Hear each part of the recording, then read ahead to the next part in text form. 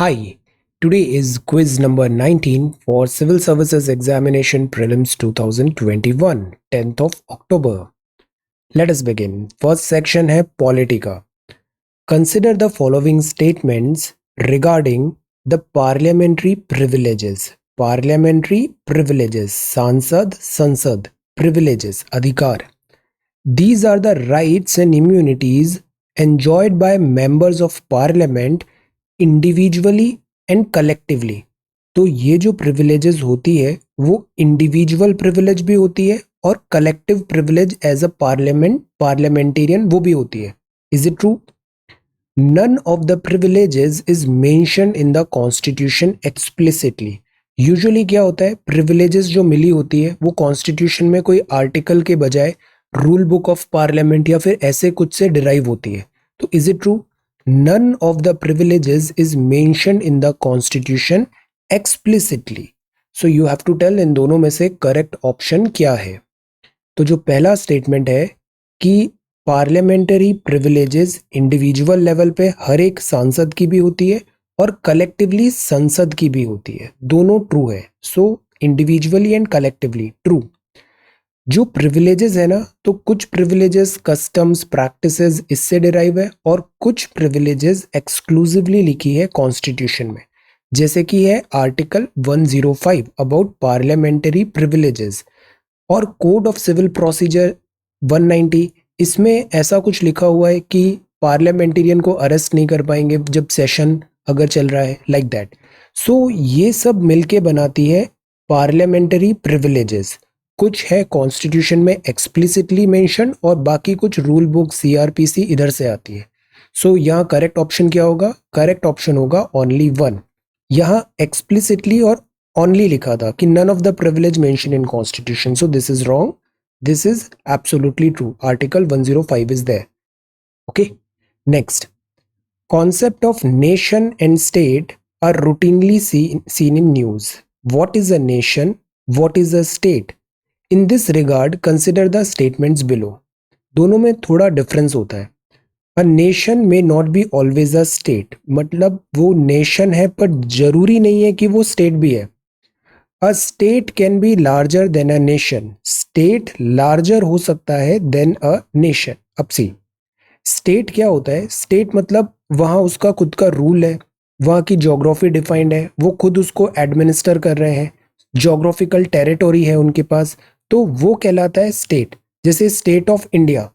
But India as a nation तो Britishers के time पर भी था India as a nation, but उस टाइम पे स्टेट नहीं था इंडिया. इंडिया स्टेट बना 1947 में जब हमें फ्रीडम मिला. सो अ नेशन में not always a state. Nation होना कोई कंपलसरी नहीं है कि वो स्टेट भी है. बहुत सारे नेशंस हैं अभी जो फ्रीडम के लिए डिमांड कर रहे हैं एटसेट्रा, उनको रिकॉग्निशन नहीं मिला है. तो this is not necessary. A nation may not always be a state. Second, a state can be larger than a nation.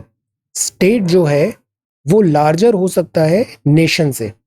जैसे कि यूएसएसआर. यूएसएसआर एक स्टेट था, बट उस स्टेट के अंदर बहुत सारे नेशंस थे, जैसे उज्बेक, ताजिकिस्तान, कजाकिस्तान, ये सारे अलग अलग नेशंस थे. तो state can be larger than a nation.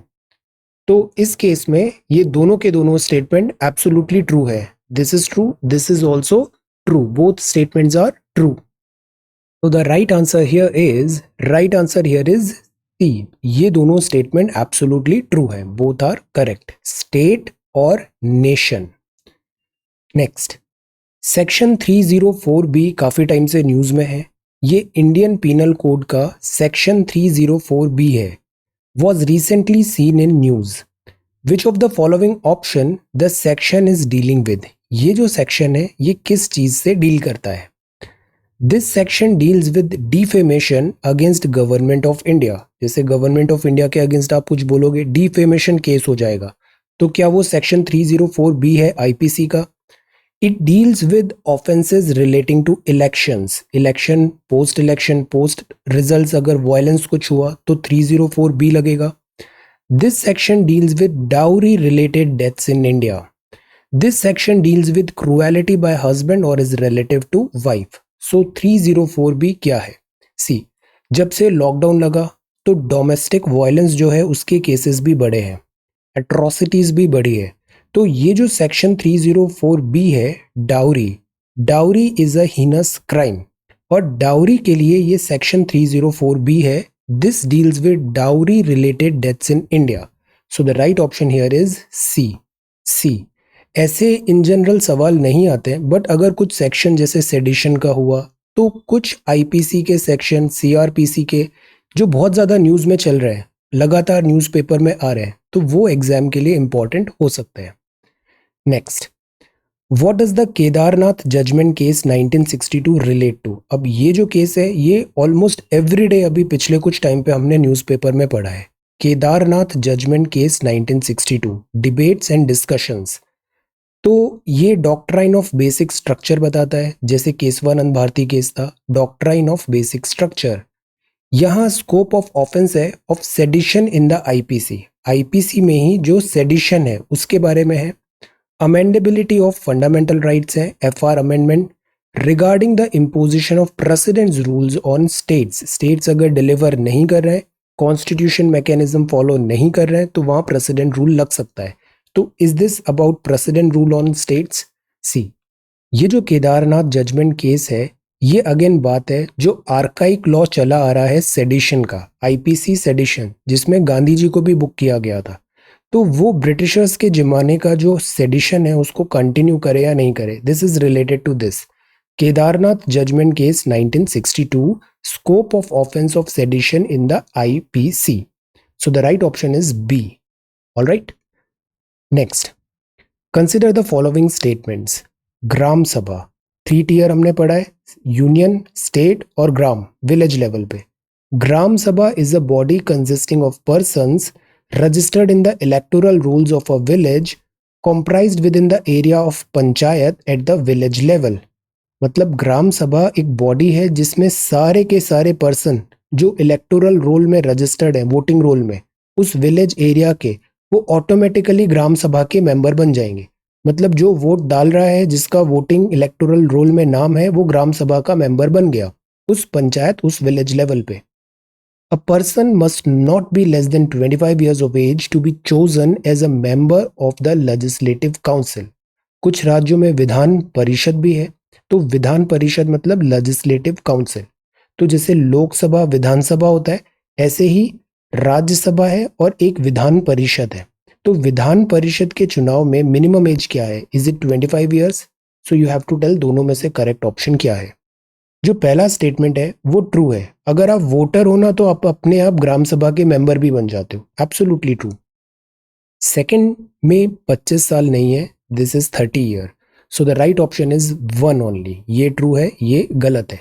Okay, so this completes polity. Next is geography. Geography में अरावली हिल्स, अरावली रेंज, ये ओल्ड माउंटेन्स हैं, डायलैपिडेटेड कंडीशन में। इससे ऑलमोस्ट हर साल कुछ ना कुछ रिलेटेड सवाल आया है, अरावली रेंज। और पिछले कुछ टाइम से हरियाणा गवर्नमेंट और इधर जो Aravalli is dying, land encroachment हो रहा है, उसके कारण ये बड़ी इंपॉर्टेंट है। Aravalli range is spread across the states of Gujarat, Rajasthan, Haryana and Delhi. Is it true? Gujarat, Rajasthan, Haryana and Delhi. 3 major rivers हैं in the range, include Banas, Sahibi और लूनी, साहिबी और Banas. Guru Shikhar peak is the highest peak in Aravalli range. तो ये 3 स्टेटमेंट्स हैं, you have to tell correct code क्या होगा। तो जो पहला ऑप्शन है, पहला स्टेटमेंट है, एब्सोल्युटली ट्रू है। राजस्थान, गुजरात, हरियाणा, दिल्ली तक आ रही है। आज सुबह ही पेपर में रायसीना हिल्स देखा ना, part of Aravalli, Raisina hills. तो गुजरात, राजस्थान, हरियाणा एंड दिल्ली, ट्रू। ये मेजर रिवर्स हैं, बनास इधर आ रही है, साहिबी एंड लूनी एफेमरल इधर नीचे की तरफ जाती है towards this Luni. So Banas, Sahibi and Luni. Guru Shikhar जो है वो हाईएस्ट पीक है अरावली रेंज का, ये भी एब्सोल्युटली ट्रू है। So the right option here is D. तो ये जो 3 रिवर्स है ना, बनास रिवर जाती है चंबल में, फिर चंबल यमुना में, साहिबी यमुना में, और जो लूनी है पुष्कर से निकलकर जो मार्श है यहाँ पे कच्छ तरफ, यहाँ पे सॉल्टी मार्श में लॉस हो जाती है। So these are 3 major rivers originating from Aravalli range. Rivers के लिए जो एनसीईआरटी ड्रेनेज चैप्टर है, class 11th physical geography India, वो बहुत इंपॉर्टेंट है, हर सवाल उस चैप्टर 3 से सॉल्व हो सकता है, तो read it at least 2-3 times. So the option is D. Consider the following statements regarding cropping intensity. Cropping intensity. Cropping intensity is calculated as the ratio of gross cropped area to net sown area. It is less than 100% in India. तो यहाँ पे बताना है cropping intensity क्या है. जैसे एक खेत है ना, ये खेत का आपका एरिया हो गया, बट इस खेत पे आप या 2 या 3 फसल भी निकाल लेते हो. एक बार खेती हुआ, फिर थोड़े टाइम बाद दोबारा उसी खेत पे खेती हुआ, तो जो टोटल ऐसे करके जिस एरिया पे खेती किया वो एरिया तो बढ़ जाएगा. तो क्रॉपिंग इंटेंसिटी होती है कि आपने इंटेंसिटी हाई है, इंडिया में इंटेंसिटी हाई है. क्रॉपिंग इंटेंसिटी होती है ratio of gross cropped area to net sown area. जैसे 100 हेक्टेयर के खेत में आपने 5 बार खेती कर ली, तो 500 upon 100 that is cropping intensity. तो crop crossed area to net sown area is cropping intensity. It is less than 100%? Obviously no. India में तो it is much higher than 100%, because हम लोग क्या करते हैं, इंटेंसिव क्रॉपिंग भी है, खेत पे मल्टीपल फसल्स आती है. So the right option is A only. A. ये रॉन्ग है, this is true. Alright, cropping intensity. Next, tides are of great help in navigation and fishing. Tides क्या होते हैं? ज्वार भाटा. This gravitational pull of sun and moon. Tides are great help in navigation and fishing. तो समुद्र का पानी ऐसे ऊपर नीचे दिस होता है बिकॉज ऑफ टाइड्स. तो नेविगेशन में हेल्प होता है और फिशिंग में भी हेल्प होता है. यस, टाइड्स होता है तो शिप्स वगैरह, पानी ज्यादा आता है तो डॉक करना इजी हो जाता है. फिशिंग में भी हेल्प होता है. True. Tides cause heavy siltation in the harbours. Kandla port and Kolkata port are tidal port in India. So you have to tell correct statements. Correct code क्या होगा यहाँ पे? तो पहला स्टेटमेंट तो ट्रू है, टाइड से नेविगेशन और फिशिंग दोनों में हेल्प होता है. ओके. अब जो सेकंड स्टेटमेंट है उसमें ये लिखा है सिल्टेशन. सिल्टेशन क्या होता है? गाद. बहुत सारी फाइन सेडिमेंट्स, मिट्टी ऐसे जम जाती है. तो पोर्ट्स में एक्चुअली क्या होता है, रिवर मिट्टी लेके आ रही है, रिवर मिट्टी को यहाँ पे डिपॉजिट कर रही है, उसी से डेल्टा बन रहा है. तो टाइड्स सिल्टेशन नहीं करते. टाइड तो इनफैक्ट उस मिट्टी को बहा के वापस समुद्र में ले जाते हैं. तो ये रिड्यूस होता है siltation, because tide brings water. Water आएगा ऐसे बहा के ले जाएगा तट का. तो tide causes heavy siltation is wrong. Kandla port और कोलकाता पोर्ट टाइडल पोर्ट है इंडिया में. Absolutely true. So the right option here is B. Tides होते हैं ना, वो सिल्टेशन को हटाने में हेल्प करते हैं. पानी आता है और वो सब साफ कर देता है वहां पे. सो दिस इज ट्रू. कांदला और कोलकाता पोर्ट है, ये टाइडल पोर्ट्स है इंडिया में. सो यहाँ ऑप्शन करेक्ट होगा B 1 and 3. Okay. 9th, which of the following factor is responsible for the change in the regular direction of ocean currents in the Indian Ocean?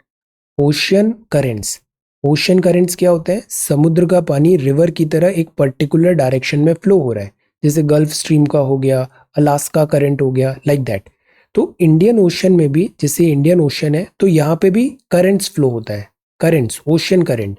But इसका direction change हो जाता है. Direction summer में अलग होता है, winter में अलग होता है. Why? Indian ocean is a landlocked ocean. Indian ocean landlocked ocean है क्या? Indian ocean has greater variation and salinity. Salinity ज्यादा है, वेरिएशन ज्यादा होगा. इंडियन ओशन में मॉनसून ड्रिफ्ट है. Indian ocean is half an ocean. तो सी, ओशन करंट्स बेसिकली क्यों बनते हैं? हवा जब बहती है तो समुद्र के पानी से फ्रिक्शन होता है और वो उसको ड्रैग करती है. तो ओशन करंट की डायरेक्शन में जो विंड्स हैं उसका एक बहुत बड़ा फैक्टर होता है.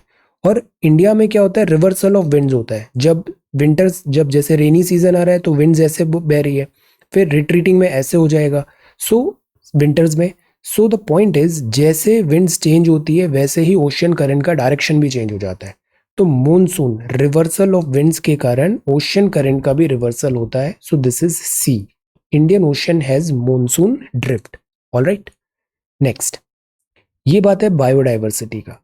Biodiversity is normally greater in higher latitudes as compared to the lower latitude. Biodiversity normally greater है in higher latitudes as compared to the lower latitudes. Latitudes क्या है? ये 0 डिग्री है, फिर 23.5 डिग्री, ऐसे करके 90 डिग्री नॉर्थ, इधर 90 डिग्री साउथ. तो ये लैटिट्यूड बढ़ रहा है, 0, 10, 15, 20, 90. हायर लैटिट्यूड मतलब टूवर्ड्स पोल. और लोअर लैटिट्यूड मतलब 0 degree. Along the mountain gradient, biodiversity is normally greater in the higher altitudes as compared to the lower altitude. अब ये माउंटेन है, तो जैसा माउंटेन में होता है ना, वैसा जैसे लैटिट्यूड में ऊपर जा रहे हैं वैसे माउंटेन में भी हाइट एल्टीट्यूड बढ़ाते हैं तो सेम फिनोमिनन यूजुअली नजर आते हैं। टेम्परेचर कम होता है, डाइवर्सिटी कम होगी, एटसेट्रा। तो जो पहला स्टेटमेंट है, बायोडाइवर्सिटी हायर लैटिट्यूड में ग्रेटर नहीं लोअर होती है। इक्वेटर पे सबसे ज्यादा बायोडाइवर्सिटी होती है 0 डिग्री, जैसे जैसे ऊपर जाओगे बायोडाइवर्सिटी कम होगी। तो हायर लैटिट्यूड में ग्रेटर नहीं लोअर होगा as compare to lower latitude, तो रॉन्ग। सेकंड जो था उधर क्या लिखा था, biodiversity normal greater in higher altitude, no, lower altitude में ज्यादा होगी as compare to higher altitude. तो ये भी गलत हो गया, ये भी गलत हो गया, इनकरेक्ट पूछा है। So the right option is C. Both 1 and 2 incorrect है, incorrect. Okay, so this completes geography. अब हम आते हैं हिस्ट्री में। आज बात करते हैं ट्रीटी ऑफ इलाहाबाद की। Consider the following statements regarding treaty of Allahabad. It was associated with the battle of Plassey, क्योंकि ये जो दौर था ना उसमें जो ईस्ट इंडिया कंपनी थी वो अपना स्ट्रॉन्ग होल्ड बना रही थी दिस बंगाल, उड़ीसा और इधर बिहार, इस पूरे प्रोविंस में। ये जो सेंट्रल इंडिया वगैरह है इधर बंगाल से स्टार्ट होके ईस्ट इंडिया कंपनी का पकड़ मजबूत होगी because of this Plassey etcetera. The rights given by the treaty allowed the East India Company to collect revenue directly from the people in certain provinces. तो अब जो कंपनी है पहले व्यापारी थी, अब वो डायरेक्ट लोगों से टैक्स कलेक्ट करने लग गई है और इसीलिए पोस्ट भी बनेगी कलेक्टर। ये जो कलेक्टर पोस्ट है ना उसके रूट्स यहाँ पर है, रेवेन्यू कलेक्शन करते थे वो, तो वो कलेक्टर कहलाते थे। सो इनमें से करेक्ट क्या है, ये जो सेकंड स्टेटमेंट है वो तो ट्रू है, बट जो फर्स्ट स्टेटमेंट है ये प्लासी नहीं, ये बैटल ऑफ बक्सर होगा। बक्सर के बाद ट्रीटी होगा दिस इलाहाबाद का, जब British army, East India Company, ये combined army of these Indian princes, Indian kings को डिफीट करेगी। So this is not Plassey, this is Buxar. तो ये गलत हो गया, ये ट्रू हो गया। So the right option is B. Okay, next, consider the following statements regarding moderates. दो थे हमारे यहाँ, गरम दल, नरम दल, तो ये मॉडरेट्स हैं स्वतंत्रता संग्राम में। Moderates believed in confrontation rather than persuasion. तो मॉडरेट तो बोलते थे कन्फ्रंट करो, परजुएशन, प्लेज वगैरह नहीं करना है। They popularise the ideas of democracy, civil liberty and representative institution. तो ये विद इन सिस्टम रह के काम करते थे, democratic system, civil liberty, representative, और ये जो वैल्यू सिस्टम है इसको पॉपुलराइज कर रहे थे। They succeeded in getting the expansion of Legislative Council by the Indian Council Act of 1892. तो पहले इंडियंस को इधर इतना रिप्रेजेंटेशन था नहीं, but because of these moderates यहाँ पे रिप्रेजेंटेशन मिलना चालू हो गया। प्रेयर, पेटिशन, इन्होंने ब्रिटिशर्स को बोला अगर इंडिया को रूल करना है तो इंडियंस का रिप्रेजेंटेशन भी काउंसिल में होना चाहिए। तो करेक्ट क्या होगा, ये तो बिल्कुल करेक्ट है। 1892 में एक्सपेंशन हुआ लेजिस्लेटिव काउंसिल का और इंडियंस को भी वहां पे जगह मिलेगी। Expansion of the legislative council by Indian council act of 1892, expansion होगा, ज्यादा रिप्रेजेंटेशन होगा, ट्रू। ये स्टेटमेंट भी ट्रू है, पॉपुलराइज किया इन सब चीजों को, बट ये कन्फ्रंटेशन नहीं करते थे, ये तो प्रेयर एंड पेटिशन करते थे। इसीलिए फिर सूरत स्प्लिट होगा, जो एक्सट्रीमिस्ट हैं वो बोलेंगे इससे तो कुछ होता नहीं है, हमको डायरेक्ट कन्फ्रंटेशन करना पड़ेगा। So this is wrong, this is true, this is true. So the right option here is C, 2 and 3। 13th, ये रिपोर्ट अभी कुछ दिन से काफी न्यूज में है। This is Henderson Brooks report, sometimes seen in news, is related to what. First estimation है poverty line का, बिकॉज कोविड हुआ, पॉवर्टी बहुत ज्यादा हो रही है, तो पॉवर्टी कैलकुलेशन वगैरह फिर से न्यूज में है। 1984 के एंटी सिख राइट्स जो हुए थे वो है। Seismic zonation of India, India भूकंप का खतरा बना होता है, तो ये हेंडरसन ब्रुक्स रिपोर्ट है, या फिर Sino India war of 1962। So the right answer is this, D, Sino India. अभी जब से गलवान क्राइसिस हुआ तब से इस रिपोर्ट का काफी ज्यादा माइलेज मिल रहा है, हाईलाइट हो रही है, Indo Sino Indian war of 1962। So the right option is D. Okay, during the Swadeshi movement which of the following leader declared political freedom is the life breath of a nation. Political freedom होना बहुत जरूरी है, this is जीवन वायु की तरह है किसी नेशन की। Political freedom is the life breath of a nation, ये किसने कहा था? बाल गंगाधर तिलक जी ने, बिपिन चंद्र पाल जी ने, औरोबिंदो घोष जी ने, या फिर रविंद्रनाथ टैगोर जी ने? तो ये जो पॉलिटिकल फ्रीडम है वो लाइफ ब्रेथ है किसी भी नेशन का। सी हमने देखा ना, दिस इज नेशन, तो इंडिया अभी नेशन है, इंडिया अभी स्टेट नहीं बना है, स्टेट 1947 में बनेगा, तो इंडिया अभी नेशन है और वहां पे पॉलिटिकल फ्रीडम होना जरूरी है, life breath of a nation. ये जो वर्ड्स हैं ये है औरोबिंदो घोष जी के। This is C, C. Alright, next. As far as the Indian freedom struggle is concerned, how is the word स्वदेशी different from boycott? अब ये दो वर्ड हैं, स्वदेशी और बॉयकॉट। जब स्वदेशी मूवमेंट हुआ था तो ये दोनों ही वर्ड्स का बहुत ज्यादा यूज हुआ था, स्वदेशी और बॉयकॉट में। Swadeshi attracted the lower strata of Indian society, boycott attracted the higher strata. India उस टाइम पे भी स्ट्राटा डिवाइडेड था, लोअर स्ट्राटा, हाई पैसे वाले, like that. Swadeshi was essentially economic movement, boycott was not. तो इनमें से करेक्ट क्या है? सी। ये जो स्वदेशी है और बॉयकॉट है, स्वदेशी का मतलब ये होगा हम फॉरेन गुड्स नहीं लेंगे, फॉरेन कपड़ा नहीं लेंगे, इंडियन कपड़े को फोकस करेंगे, तो इसमें एक पॉजिटिव कोनोटेशन है। बॉयकॉट मतलब ये होगा कि हम नेगेटिव, बाहर का कपड़ा नहीं लेंगे, उसको बर्न कर देंगे एटसेट्रा, तो इसमें नेगेटिव कोनोटेशन है, बट जो मीनिंग है वो सेम है। So they are basically two sides of a same coin. Swadeshi ऐसा कुछ नहीं है, स्वदेशी बॉयकॉट ने सभी लोगों को अट्रैक्ट किया था, स्वदेशी ऐसा भी नहीं है, दोनों ही इकोनॉमिक मूवमेंट और दिस नेशनल मूवमेंट है। तो ये भी गलत, ये भी गलत। सो the right option is D. स्वदेशी और बॉयकॉट में बस यही फर्क है, एक पॉजिटिव ओरिएंटेशन है, दूसरा नेगेटिव ओरिएंटेशन है, that's all. So D, neither one nor two. अब हम आते हैं इकोनॉमिक्स में। Which of the following are imposed in case a country's government is subsidizing its exporters? मतलब जो एक्सपोर्ट करेगा उसको हम सब्सिडी देंगे, उसको हम सरकार पैसा दे देगी कुछ, ताकि उसका एक्सपोर्ट सस्ता हो जाए और वो कॉम्पिटिटिव रेट पे एक्सपोर्ट कर पाए। तो इसको क्या बोलते हैं? इसको एंटी डंपिंग ड्यूटी बोलते हैं, काउंटर वेलिंग ड्यूटी, सेफगार्ड ड्यूटी या customs duty. Anti dumping duty तब होता है जब कोई फॉरेन कंट्री अपने गुड्स को बहुत सस्ते दाम पे डंप करने लग जाती है मार्केट में, सो दैट जो लोकल प्राइसेस है वो फेल हो जाए, that is anti dumping duty. Countervailing duty वो होती है जैसे कुछ राज्य, कुछ स्टेट्स होते हैं वो एक्सपोर्ट को बड़ा प्रमोट करते हैं, हमारे यहाँ भी एक्सपोर्ट, मर्चेंडाइज एक्सपोर्ट स्कीम है, इंसेंटिव्स वगैरह है। तो अगर एक्सपोर्ट कुछ स्टेट्स ऑफिशियली प्रमोट कर रहे हैं तो उसको सेफगार्ड करने के लिए काउंटर वेलिंग ड्यूटी इंपोर्ट वाली कंट्री लगा सकती है। तो this is countervailing duty. Safeguard duty and customs duty ये है एक्सपोर्ट इंपोर्ट में, but this is not about subsidising exporters के लिए। So this is the right answer, B, countervailing duty. ये अभी बहुत ज्यादा न्यूज में है बिकॉज हमने आरसीईपी भी ज्वाइन नहीं किया, चाइना का हेजीमनी बना हुआ है, balance of payment crisis. So this is countervailing duty. 18th, which of the following statements are true regarding deficit financing? deficit financing, C. Deficit financing क्या होता है कि डेफिसिट मतलब आमदनी कम हुई, खर्चे ज्यादा हुए, तो वो डेफिसिट फाइनेंसिंग है। डेफिसिट, उसके लिए हमें उधार लेना पड़ेगा, बोरो करना पड़ेगा। It raises aggregate demand in the economy, इससे एग्रीगेट डिमांड बढ़ती है इकोनॉमी की। It may result in inflation in economy, इससे इकोनॉमी में इन्फ्लेशन आता है।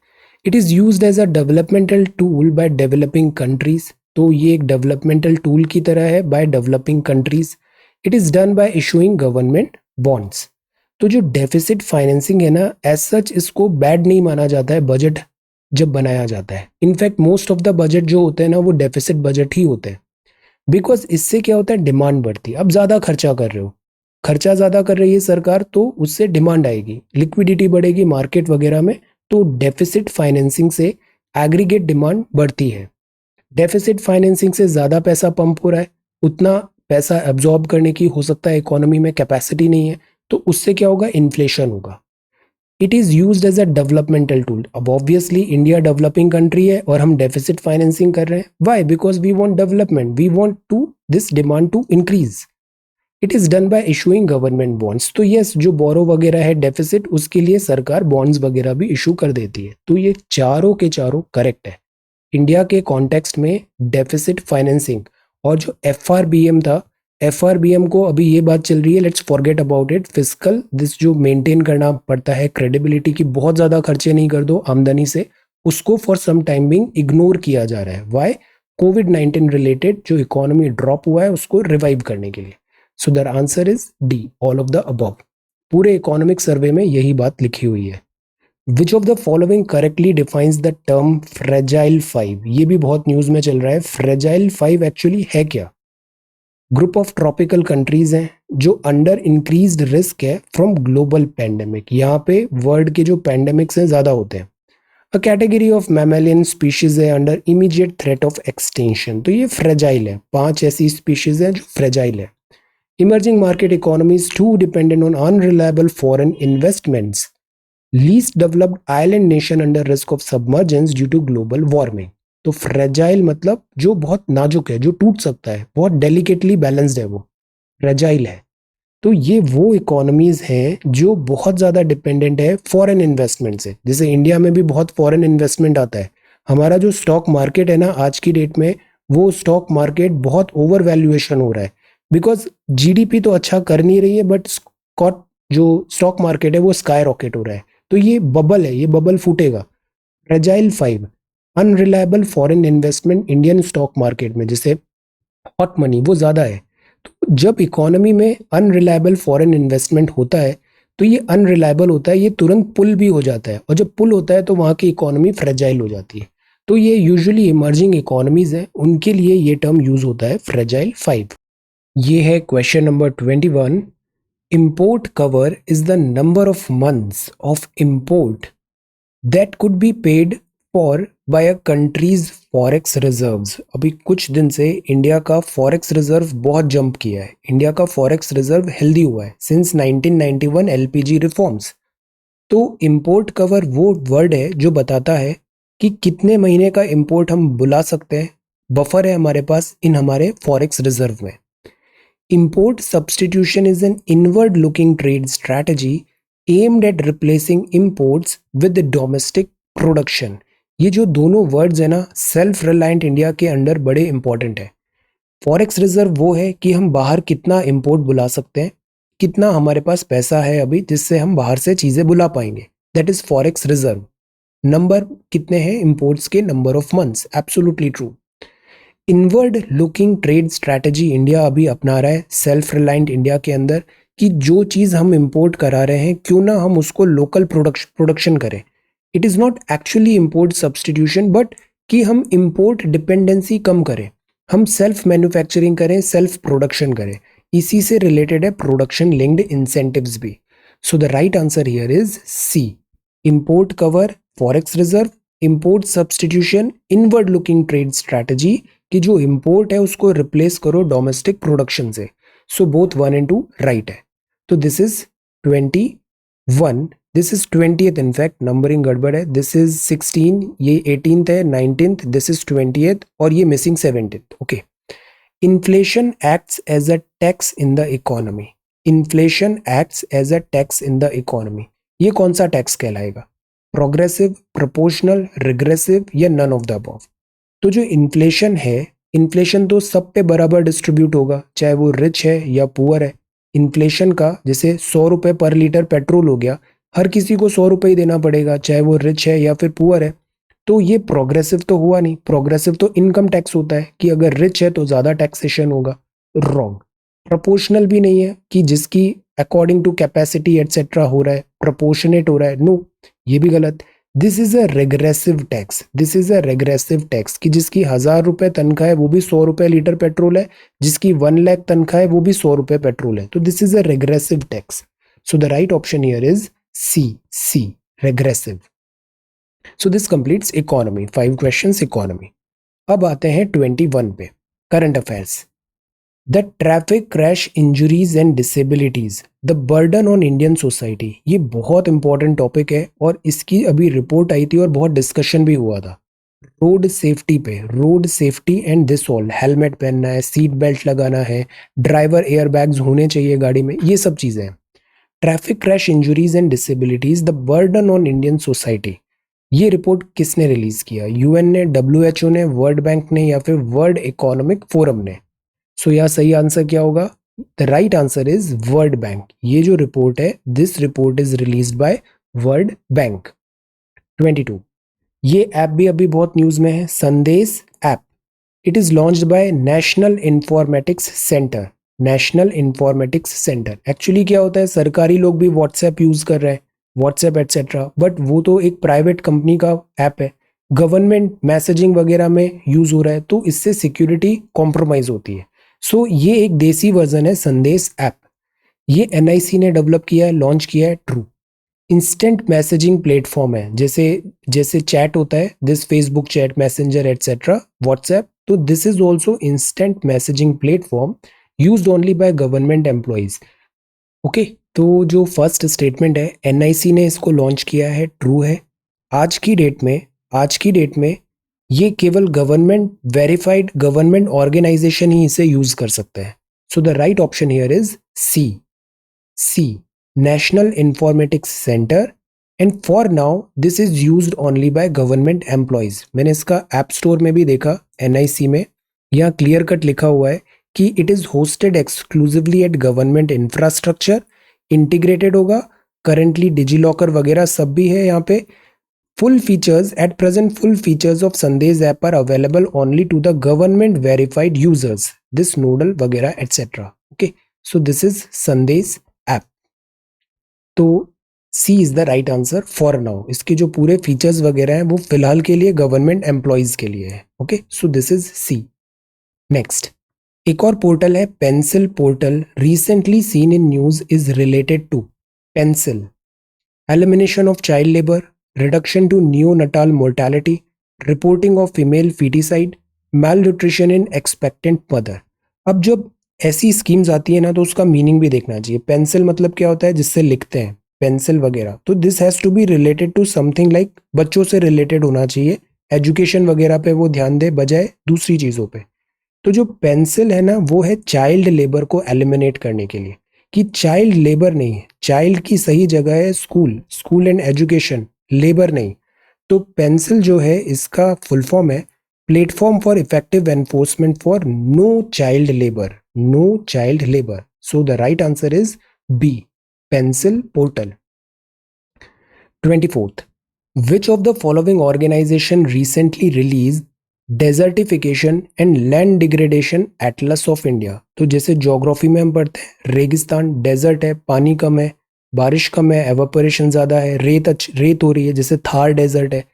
तो जो डेजर्टिफिकेशन है ना, this is on rise. Aravalli Thar को चेक करता है, बट अरावली इज डाइंग, तो सेंट्रल इंडिया आने वाले टाइम पे डेजर्ट में कन्वर्ट हो सकता है। Desertification and land degradation atlas of India कौन रिलीज करेगा? United Nations convention on combating desertification, ये डेडिकेटेड बॉडी है वर्ल्ड लेवल पे, यूएनसीसीडी, जो कॉम्बैट कर रही है डेजर्टिफिकेशन को। ये इंडिया में भी एक्टिव है। Ministry of environment, forest and climate change, ये होलसोल दिस मिनिस्ट्री है। इंडियन स्पेस रिसर्च ऑर्गेनाइजेशन, ये तो सैटेलाइट वगैरह काम करता है, space. National disaster management authority, because जो लैंड डिग्रेडेशन है वो एक डिजास्टर है, desertification is a disaster. So the right answer here is C.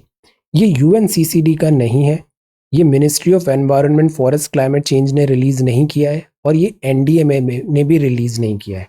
ये रिलीज किया है इसरो ने सैटेलाइट मैपिंग वगैरह करके ये एक एटलस रिलीज किया है। So the right answer is Indian space research organisation, this atlas. Okay, 25th, the report Making Peace with Nature is released by UNEP, United Nations Environment Program। UNEP का headquarter Nairobi Kenya में है। Usually headquarter तो Switzerland वगैरह में होते हैं, इसका headquarter क्या नैरोबी केन्या में है। और making peace with nature release by UNEP है। So you have to tell इन दोनों में से करेक्ट ऑप्शन क्या है। तो सी, यह दोनों ऑप्शन करेक्ट है। यूएनईपी की ही रिपोर्ट है making peace with nature, UNEP का हेडक्वार्टर है नैरोबी केन्या में। Okay, so the right answer is C, both 1 and 2। ये जंप हो गया है, this is both 1 and 2, this is also true, this is also true, both are true. Okay, so this completes 25 MCQs in 25-30 minute। Score कैसा हुआ tell, and thank you so much for watching this video. Take care, study well and be safe.